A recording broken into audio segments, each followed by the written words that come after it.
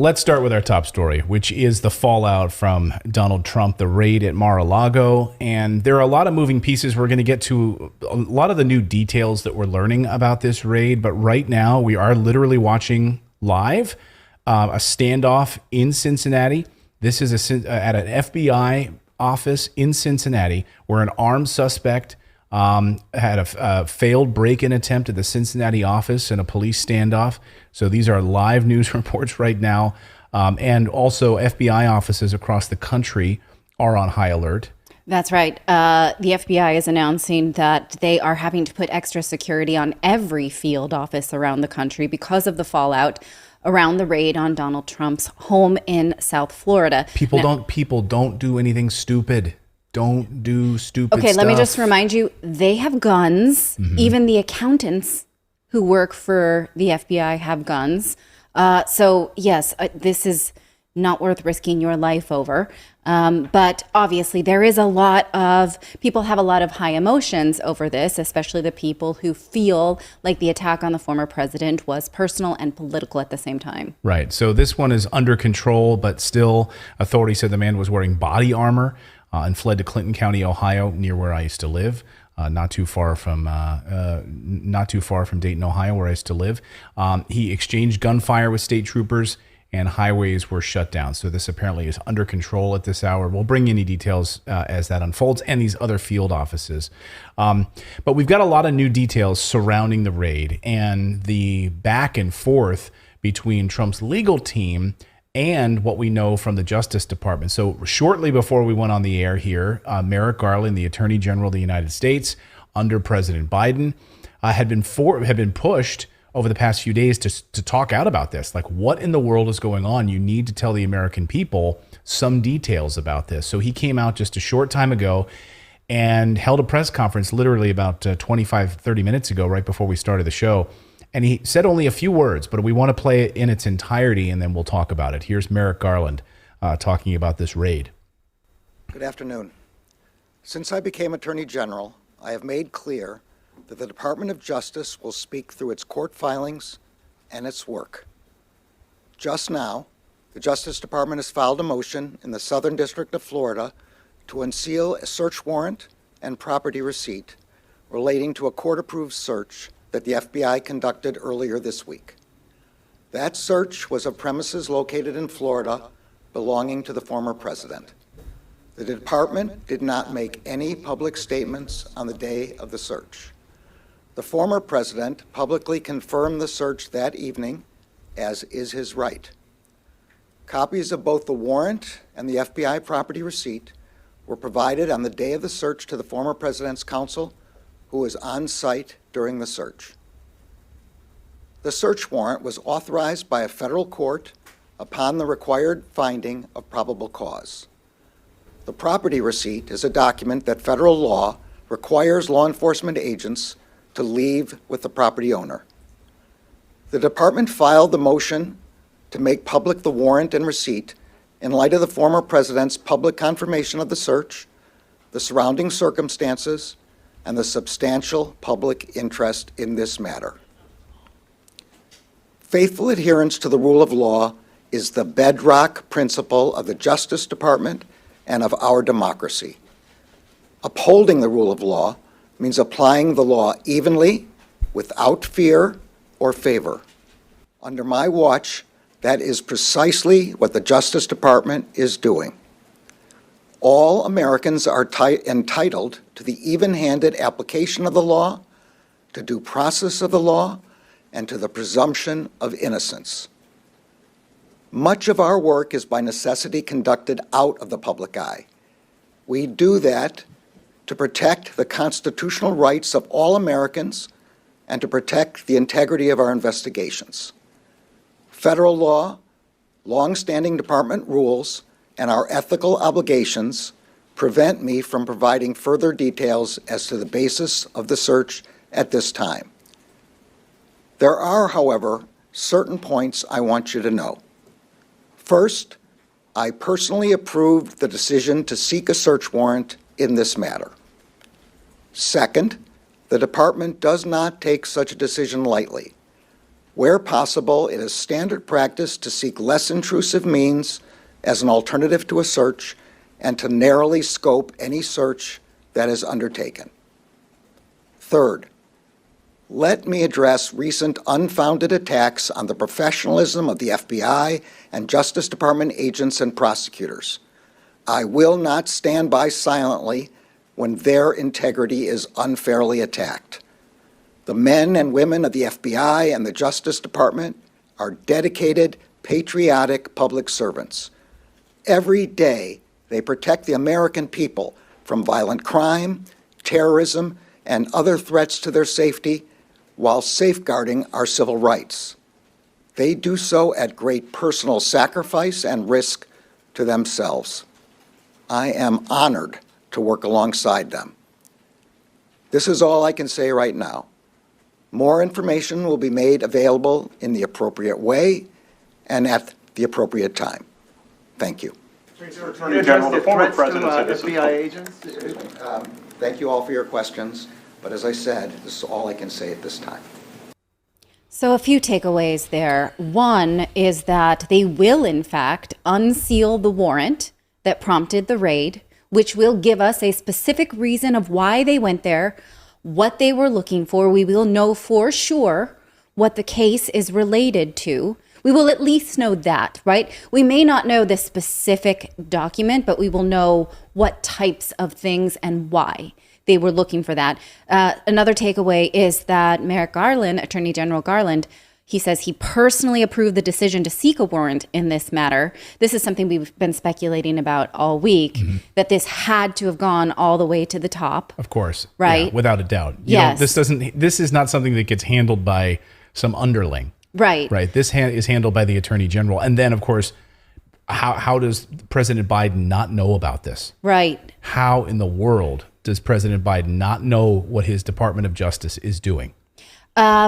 He did mention that it's standard practice to seek less intrusive means, which leads us to believe that he may have asked for these things before from the president himself, or he may have subpoenaed these things, or he mentions, we didn't take this lightly. You know, he sort of tries to do this dance between treating the president like an average citizen, but not confirming how sensitive this is to the American public because of the possibility of a crisis in faith of our entire justice system. Well, I mean, you're seeing it this afternoon, right? You're seeing, again, this FBI field office. They're exchanging fire with a person who was wearing body armor and attacking an Ohio FBI field office. You had this question today to Nancy Pelosi about civil war. So I want to play this because Congress apparently has increased security measures around members of Congress over concerns of physical attacks. For crying out loud, we already saw what happened to this, Supreme Court Justice Kavanaugh, right? Which the White House still hasn't condemned that, still hasn't even talked about it. And so, again, additional security around members of Congress and the Speaker of the House. So she was asked this question. She was dodging this question when she was asked specifically about the raid at Mar-a-Lago. But then she was asked a follow-up question about civil war. Listen to her response. Watch. And how we can engage in the region in that manner also. One more, yes, sir. Madam Speaker, thank you. Do you think the Department of Justice or the FBI should come forward and offer some kind of either explanation or at least context for the raid at Mar-a-Lago or something they may not typically do, but given the unprecedented... I think we made it really clear that this meeting was about this, Codell. I'll be having another press conference the next day or so about legislation and about whatever else is going on, with all due respect to your question. On this subject? I know security was important on this trip, but in terms of security here at home, since this action was taken against... I'm sorry, it's hard to hear you. I said I know security was important on your trip, but just in terms of security here at home, just in light of the action at the former president's home, is there any concern right now among you or members about your own security, given some of the chatter, this talk about civil war? Some say it's on par with January 6th. Well, with all due respect, I place your question in that same category, but we did have a briefing that was long planned before any of the actions of this week was long planned for security for members, all members of Congress. On this subject? Yes, Madam Speaker. What was your reaction to China's sanctions against you and your immediate family? So, additional security for members of Congress. Now we see increased security at FBI field offices on high alert. We're also learning a lot of new details about this raid, too. A former member of the CIA says that President Trump likely knew exactly what he was doing and baited the FBI to his home with a certain number of documents, a binder of documents. So what binder exactly? And this is from Gateway Pundit, Russia Spygate documents. Another report in Gateway Pundit confirms what this former member of the CIA says, that Trump had declassified Russia Spygate documents from the FBI's operation called Crossfire Hurricane. This binder was in Trump's home and would reportedly show massive cover-up of the Russiagate hoax.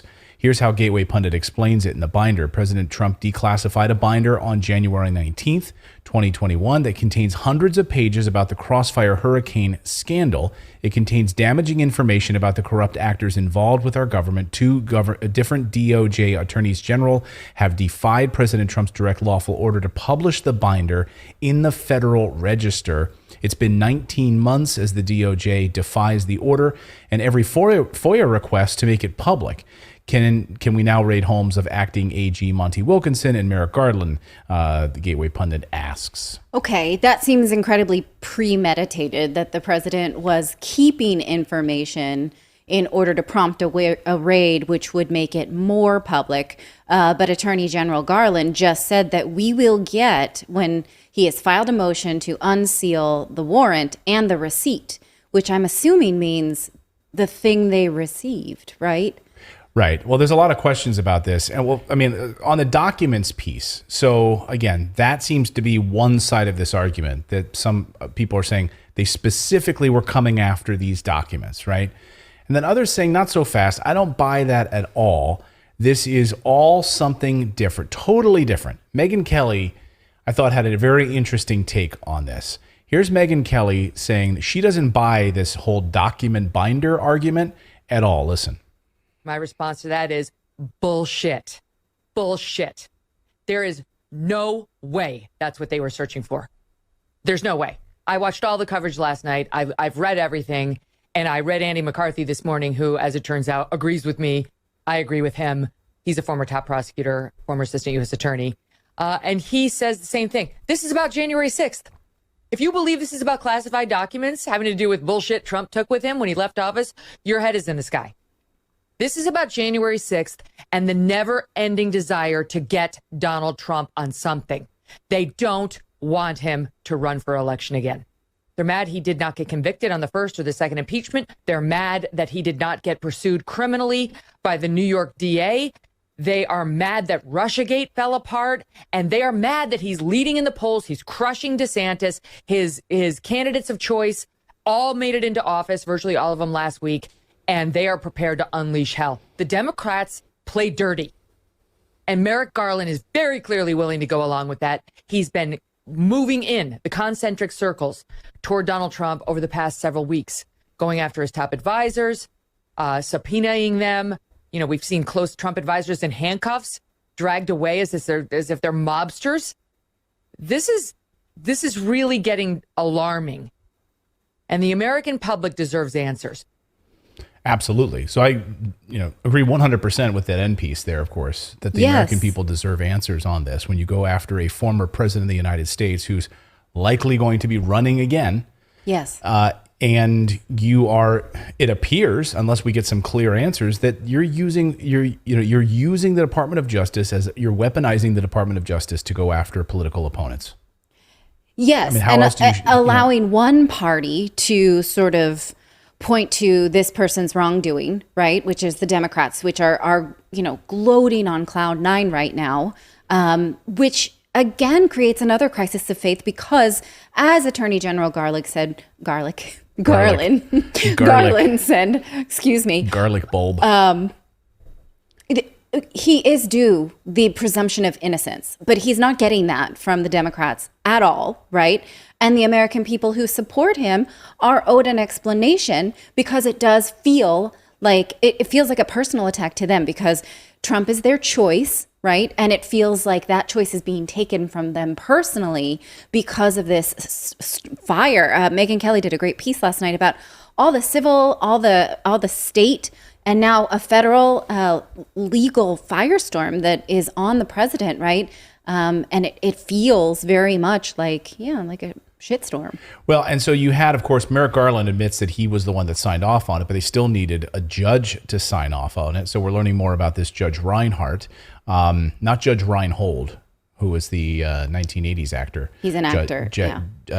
Was it that Switching Places movie with like Kirk Cameron or something? Trading Places? Trading Places? No, Trading Places was. Trading Places was he Eddie was in Murphy. Ruthless People. Ruthless People. He was in Ruthless People. Judge Reinhold. Yeah. Judge Reinhold was in the Freddie, where he like Freaky Friday, where he flipped with like Freddie. Oh, come Mercury. on! This is one of my favorites. Well, while you guys all figure this out, Fred Savage. Wow, it's Thursday. I need some coffee, by the way. So this is Judge Reinhardt.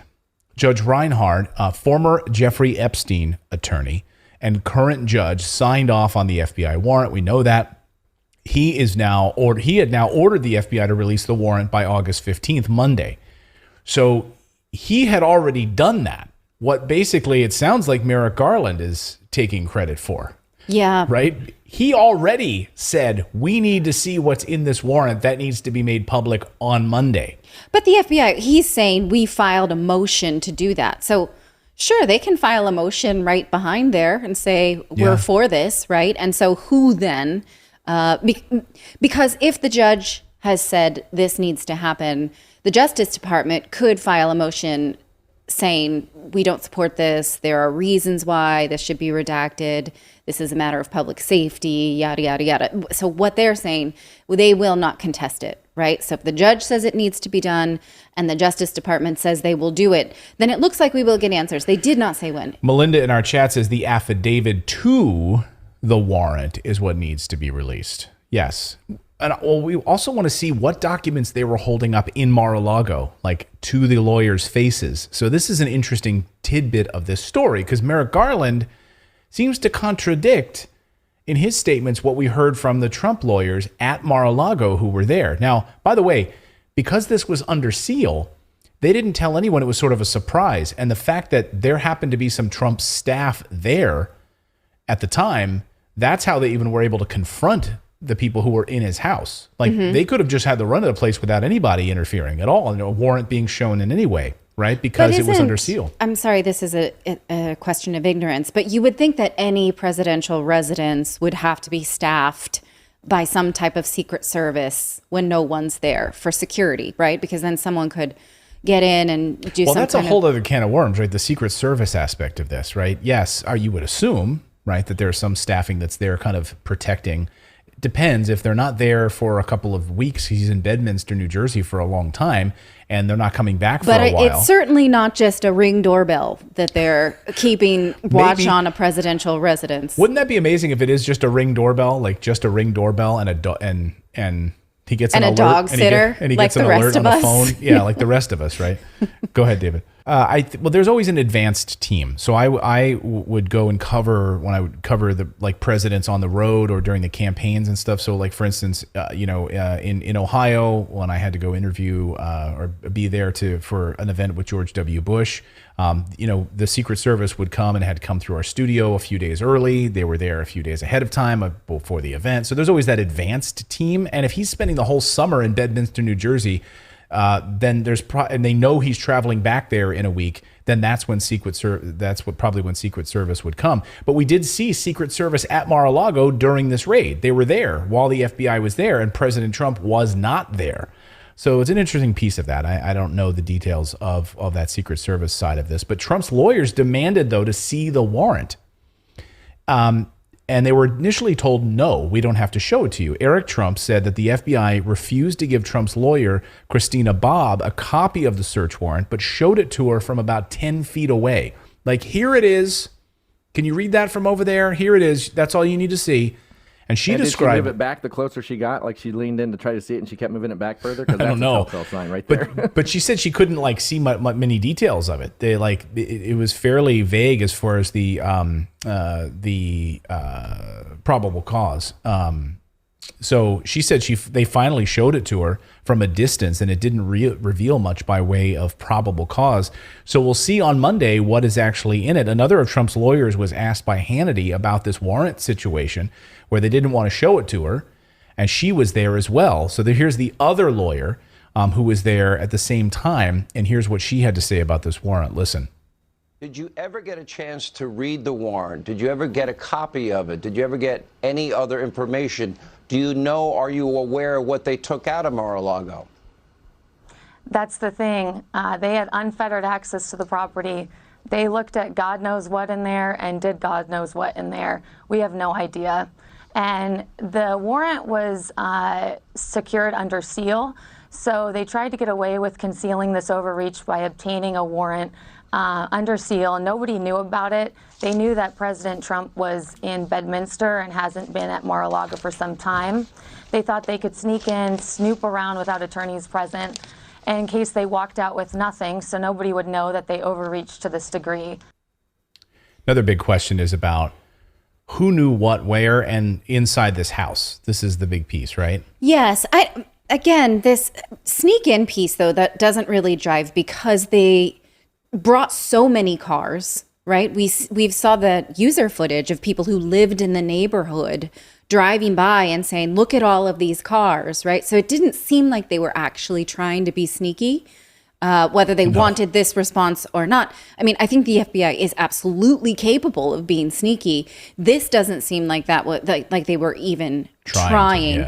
In fact, they were there for so long and had so many cars and had guards stationed outside that Trump supporters decided that it was a great time to go out and bring out their Trump signs. Like they had enough time, right? So that doesn't jive. Another piece of this that Christina Bobb talked about, Trump's attorney, when she was asked about this idea of planting evidence, right? This is something that President Trump had thrown around, this idea of planting evidence, and she said, no, that doesn't make any sense to me. That if anything, that they would just want to make something up. They wouldn't go to the effort of planting any evidence in the house with all the cameras and everything. It just wouldn't make any sense. So she shot that conspiracy theory down, and that came right from President Trump himself. But we do know, according to Newsweek, a pretty huge piece of this story this afternoon, which is that they're reporting that an FBI informant was working inside the Trump home and led them right to these documents. So they had placed an informant, somehow gotten a hold of somebody who became an informant for the inside the president's home. According to Newsweek, quote, the raid on Mar-a-Lago was based largely on information from an FBI confidential human source, the one who was able to identify what classified documents former President Trump was still hiding, and even the location of those documents, two senior government officials told Newsweek. The officials who've have direct knowledge of these deliberations and were granted anonymity in order to discuss sensitive matters said the raid of Trump's home was deliberately timed to occur when the former president was away. And apparently, according to the reports, they didn't want him there, and they didn't want him to have like a large platform, cameras and megaphone and all of this. So they wanted to do it when he wasn't around. That is some spy novel shit right there. Yeah, I know. We were saying earlier today, I said, if that sounds like a Brad Meltzer novel, right? I love Brad Meltzer, but that sounds like a Washington D.C. intrigue, like president did this storyline, or FBI did this to the president storyline. And it's very confusing to those of us. Go ahead. And you would like shoot it down as a novel idea. You'd be like, no, that's too stupid. That's too far fetched.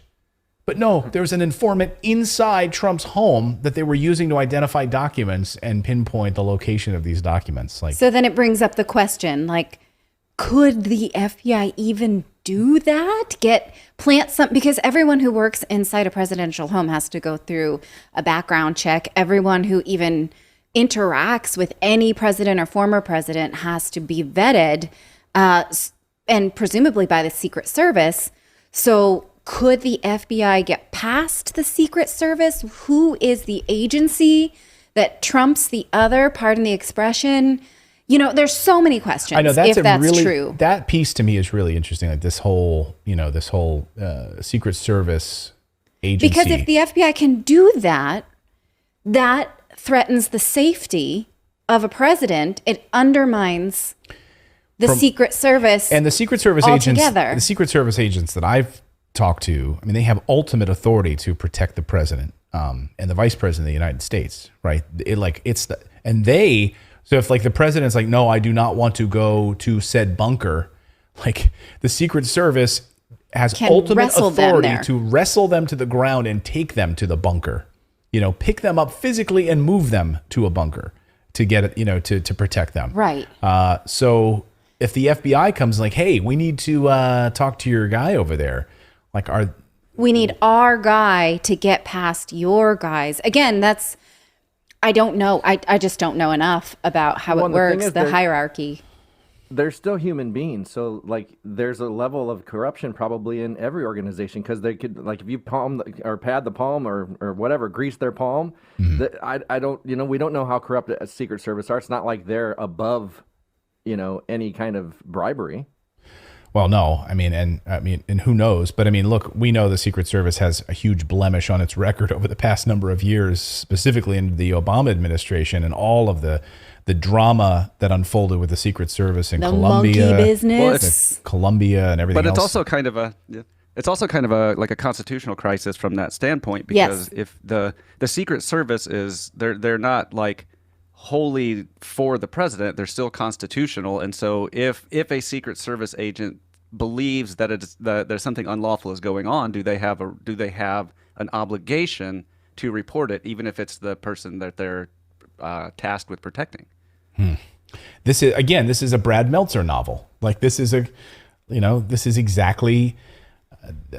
I just finished reading a Brad Meltzer novel a few weeks ago, and there's all sorts of pieces of this like in one of his novels, and it's crazy. And again, it sounds made up, but it's true. And according to Newsweek, this is how they found out exactly where these documents. Now, this whole document question is even more interesting to me because the National Archives was there at Mar-a-Lago in that room looking through these documents months ago. For hours, they sat there with Trump's staff. They went through them methodically, page by page by page. And President Trump even at one point came down and said hello to the people there and was friendly with them. And then they left and they said, okay, one minor thing as we leave here, we want you to put a lock on this door. This door is unlocked. Can you put a lock on it? So then the Trump team put a lock on the door, which the FBI smashed open and broke in. So the National Archives was there. And those forensics teams were there going through those documents, told them to put a lock on the door. So I don't understand this informant piece because they already knew where they were, unless there was some other area of the house that they're looking for these other documents. Anyway, fascinating. In Melania's closet, apparently. Right. We should talk about this Senator Ron Johnson piece. This is another big piece of the story. So Senator Ron Johnson sent a letter also to the Honorable Christopher Wray, who is the director of the FBI. And he mentions that I know that everyone else is asking for this information, but he says he is specifically concerned about this raid. He says it occurred almost 2 weeks after I sent a letter to both of you highlighting recent whistleblower allegations, which raise serious questions regarding the integrity of the FBI and your agency's ability to do its job without political bias. So what are these whistleblower reports that he has been trying to uncover in just the last month, right? So he already was concerned about political bias inside of FBI investigations. Okay. And then, right, so he wants some more clarification. He's writing this in a respectful way, like, surely this is not the case, right? We deserve some answers. So this is just one in a number of Republican politicians asking for answers. Yeah. Well, a lot more questions. Again, if you missed kind of the top of the show, we heard from Attorney General Merrick Garland shortly before the show started that said they are going to unseal this warrant. So we'll learn about that. We also had this attack on an FBI field office in Ohio. So FBI field offices across the country are on high alert. That guy with body armor and fired shots. So there were shots exchanged with police outside of this field office. Members of Congress also getting extra additional security over concerns of attacks against members of Congress, and fielding questions about civil war. So any updates as the show unfolds, we will bring them to you. I have one more question about this. Attorney General Garland did say that they would unseal the warrant and the property receipt, which is something we leave with the former owner.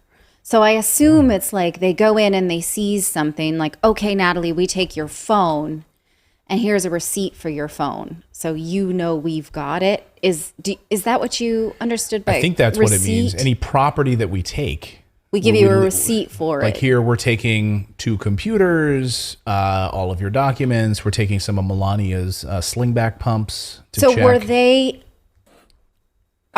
Is the Trump side not allowed to tell us? Because if they did receive that receipt... We already did hear that they took 8 boxes. So from the Trump side, they told us 8 boxes of documents. Okay. So now I don't know if that's... But, I mean, included in the surely that receipt. receipt is more detailed than just 8 boxes, right?